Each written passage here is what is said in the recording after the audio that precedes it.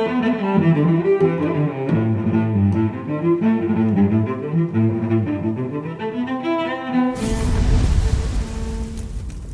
guys, Phil Baumhardt here. So for today's video I'll be making a custom bushcraft knife. This is going to be for the same customer for whom I made the Art Deco EDC knife with the gold wire inlay. And this is going to be sort of a companion piece to that knife, so stylistically very similar. And it's also going to have that gold wire inlay on there. So this is the design that I've got for it. So a 5-inch blade, full tank construction, and for this I'm going to be using a leaf spring, and I've got it I got a spring that I already cut down so that it'll be a little bit more manageable to work with here. So we'll start out by forging the point, and I left this the rest of this spring on here so I will hold on to this and hopefully make it a little bit easier to work with. So we'll get this in the forge and see what I can make.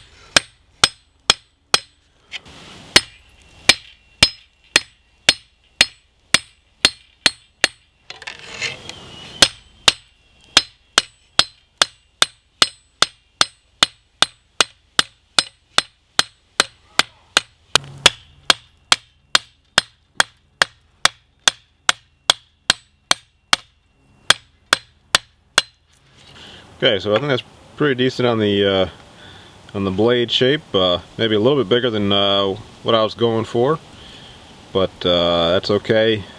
I'll be able to grind it kind of to shape and refine the lines a little bit. But we're pretty thin down at the edge, which is good. So I think we can go ahead and start doing the handle.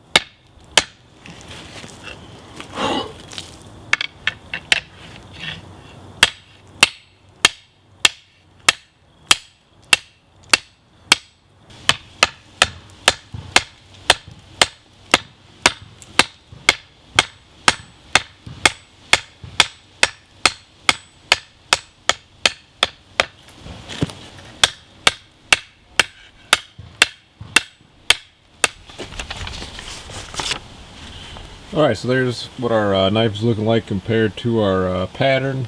So obviously a little bit bigger. Not too bad, I guess. So I think I'm going to call it good for now. And I'm just going to cut it down kind of at an angle here, and I'll shape the rest of the grinder.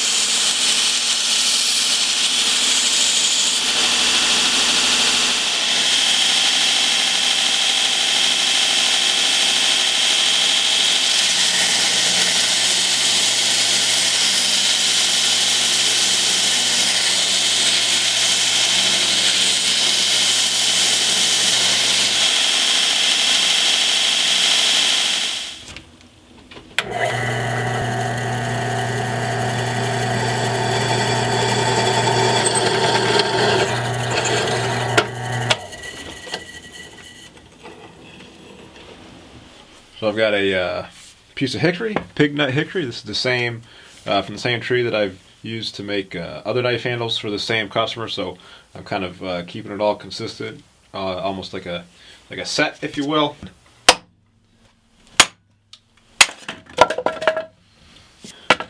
We've got kind of a thin board here, so that's perfect for the knife handle. So I'll kind of sand this down and neaten it up, true it up. We'll draw our handles on there and fit those to the knife.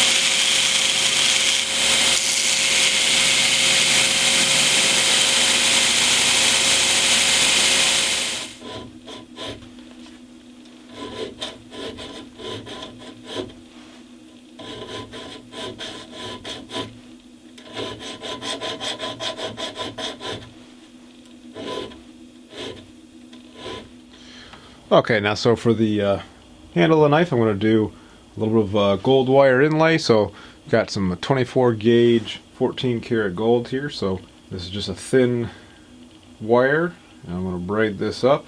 So we're just going to double it and clamp it down, and we're just going to put the other end of the drill here, and this should give us a nice tight braid.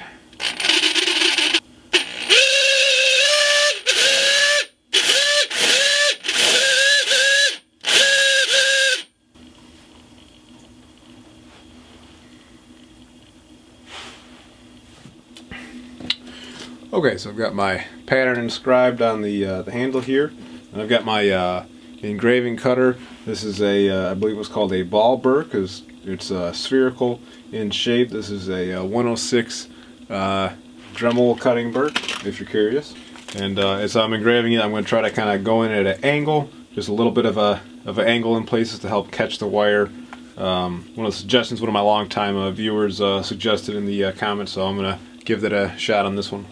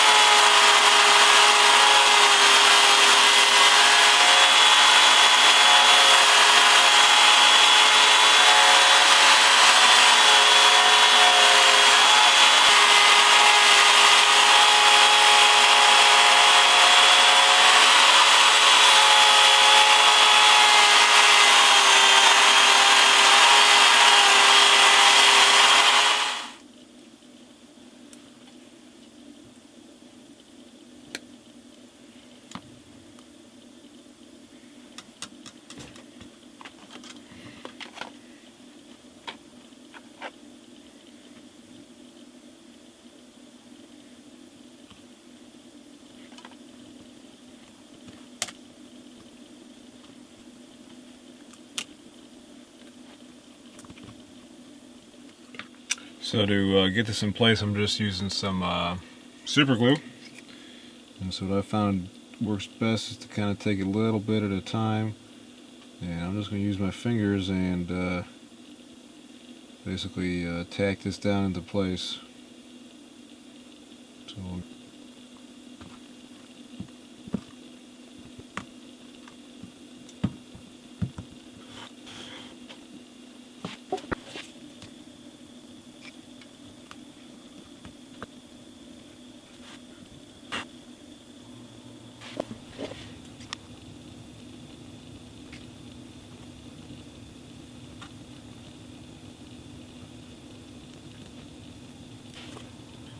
I bought the same length of gold wire for both sets of handle slabs here, and this one's come up a little bit short. Luckily I've got a little bit extra piece, so I can layer that in and finish off this inlay. So.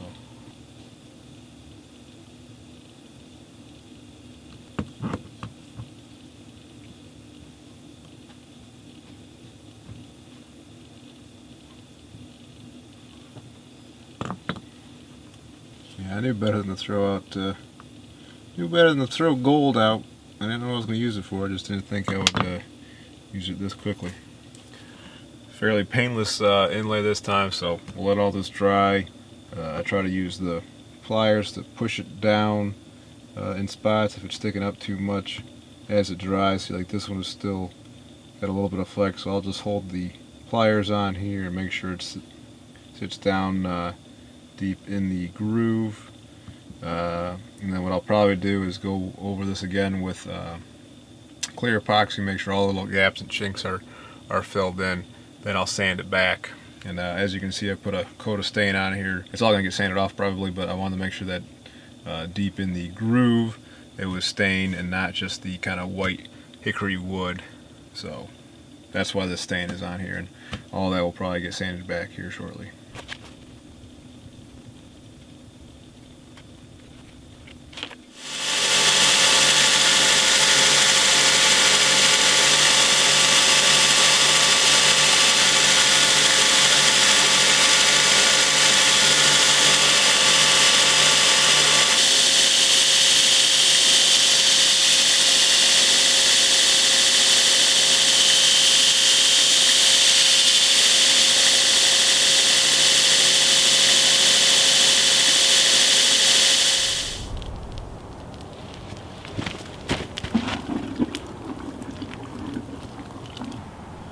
Okay, so the blade had a bit of a warp to it, right in the handle actually. So the whole full tang had a bit of a bend to it, so I threw it in the vise, and hopefully that'll fix it. Okay, so we got rid of that warp, about 90% of it. It was definitely much worse. So you can still kind of see it there in the center. I think I'm gonna just go ahead and get in the oven and temper it. I'll probably clamp it to a bar of steel and see if that fixes it. But since it's in the handle area. The blade is good, quite successfully. There's no bend or warp in the blade itself. It's really just in this area here, which is the handle. So I can take a torch to it and soften that and straighten that out without damaging the integrity of the blade. So we'll get on to the temper.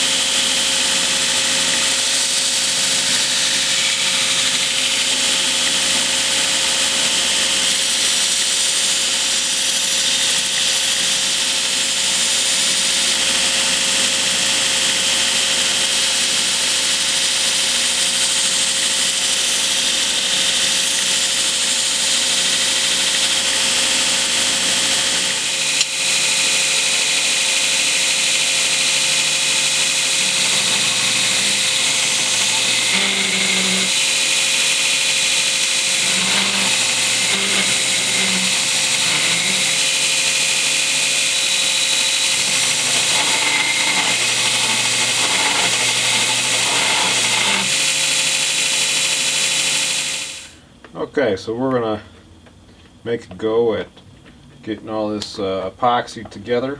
And last time I did a knife like this with the scales, I kind of did it in 2 or 3 different parts. With this one, I think I can get away with doing it all at one time. If not, not a big deal. But we'll just see what we can do. Get the knife blade all taped up. Get that in there like that. And then I drilled some extra holes in the copper slabs, just to give it a little bit extra purchase. And I got my pins intentionally short because this is going to have this. Got my pins intentionally short because this is going to have the mother of pearl over the pinholes. The only spot I'm really worried about extra epoxy leaking out is right here, because I really won't be able to clean that up once this dries. So I'm going to try to get rid of that. Now I can have epoxy in these kind of extra pinholes. I'm going to try and spread this over every little bit of it.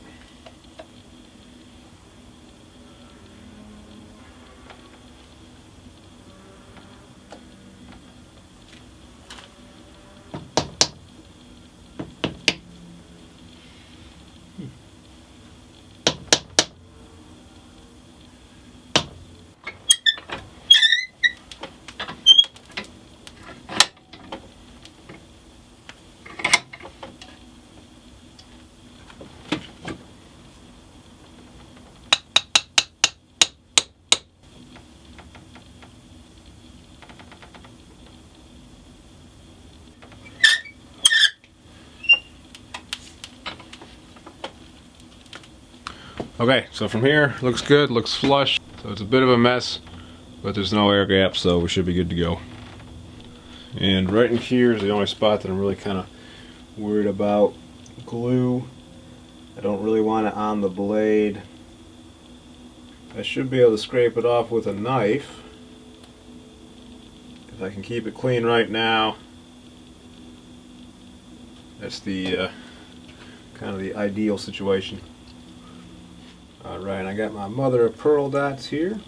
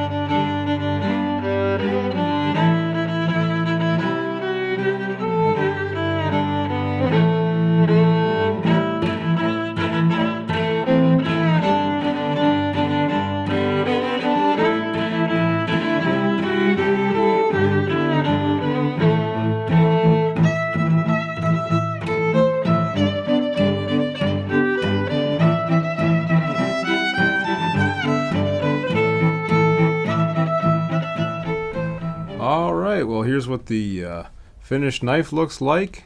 Took a little bit longer than what I thought would take. Spent many months on it. I think I started this in December, and here we are now in June when it's all said and done. I had a couple hiccups on the way, you know, life gets in the way, that kind of thing. I really did try to take my time with this one and get everything right, and so this is, you know, definitely one of my fancier knives that I've done. It definitely kind of challenged me and took me outside of my normal comfort zone. I really wanted to do good by the customer and kind of nail the design he was looking for and get his dream custom knife put together the way he wanted it. So, and he was very patient and very encouraging, and just a great guy to work with. So I'm really happy to have him as a customer. So it's important to me that he likes the knife. But this kind of full polished blade is not something I do very often. So again, very challenging to get it right and get out all the blemishes. And honestly, it's not perfect, but it's as good as I can do right now. And you know, I'll only get better from here. The kind of Scandi grind came out really well. Super duper sharp, razor sharp. I'm not going to do any kind of batoning or hard testing on this because this is meant as a Bushcraft knife, and I'll be honest, I don't want to put any scratches or screw anything up on this before I get it to the customer. But instead of doing a paper test, I've got some scrap leather here, so we can do a leather test. And look at that, this thing just glides through that. It's beautiful. Watch this. Okay, one last time. This is just too fun. Just minimum effort. You can see it just cut through it like butter.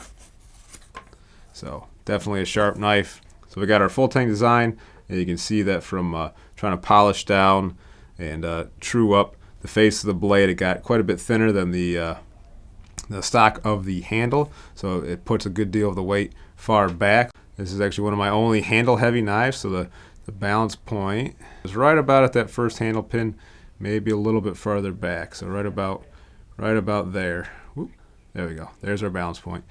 And you know, with the copper scales, those are the full width copper scales. A little bit of gold inlay there. All that weight ended up just going back in your hand, but very comfortable. It fits good in the hand. In a hammer grip, you can kind of adjust it to this kind of saber grip really nicely. You can choke up on it for your fine whittling tasks and stuff like that. You can choke back on it with this swell here and do some snap cuts and chops like that. So this is actually going to be a very handy, usable knife. So happy with the design, a little bit different than the little drawing that I had come up with for the customer, but he's happy with it.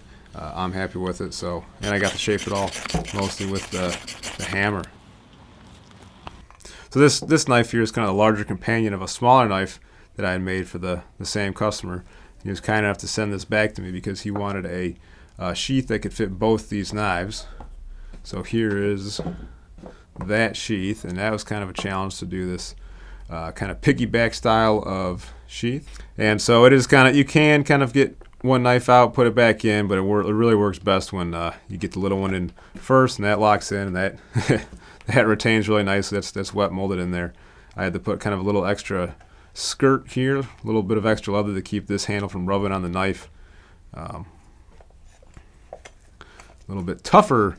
It's a little bit tougher to build the sheath than I originally anticipated, and just sort of a stud clasp system, because this is kind of a 1800s inspired knife. We were kind of loosely theming this set around the Master and Commander series. So this is we've kind of dubbed this one the Jack Aubrey knife because of its kind of size and robustness. But anyways, just a simple belt loop there, and but a real handsome look. I'm happy with the way it came out. So with this snap closure here, it actually kind of keeps the little knife from falling out. You can get it out and get it back in.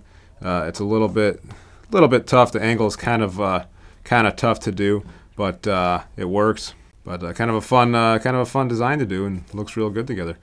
So another idea that the customer had was to have kind of you know, with this gold inlay and kind of fancy design, wearing on the belt, this all get kind of scratched up and beat up a bit if he's out in the woods. So one thing he asked for was kind of a pack wrap, so a leather wrap that you could just put this whole thing and stick it in a pack. It kind of developed from there, because this is that pack wrap. So what we have is just a leather pouch with a buckle closure. And this was a challenge to make in and of itself. I got two row of stitches here and then whip stitch on the side here. We've got our buckle closure. I don't have to worry too much about snugging that up. Basically, it's just enough room to hold the knife. You could throw maybe some extra odds or ends in there, but this is really designed to just sort of protect the knife in the sheath. You can put it in a pack. I put some D-rings on here so you could lash it to the outside of a pack if you wanted to, and a belt loop because we ended up getting I ended up making a carry strap for it, kind of a sling. So now it's just a full-on Indiana Jones satchel with these swivel snaps. These obviously can come off, and so now this can be carried on a pack. If he's got a big sash or a big belt, that can go on there.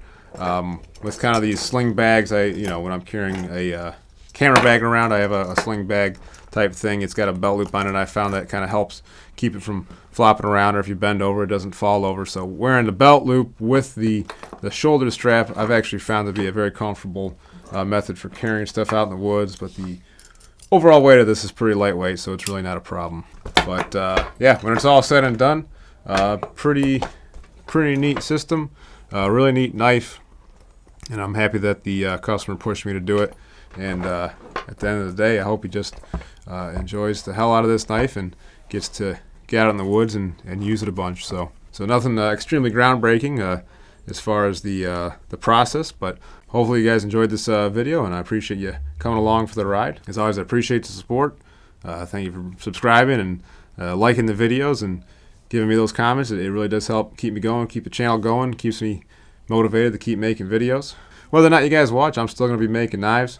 It's something I love doing. It's part of who I am, and I'm never going to stop till the day I die. So yeah, but if you guys want your own kind of Blackheart Forge custom knife, send me a message through Facebook, Instagram, or check out the Etsy web store. I'm going to have links for all that stuff in the description box, so you can follow me there. Keep up with my latest and greatest works. But as always, I appreciate the support. Thank you so much for watching, and until next time, be more Viking.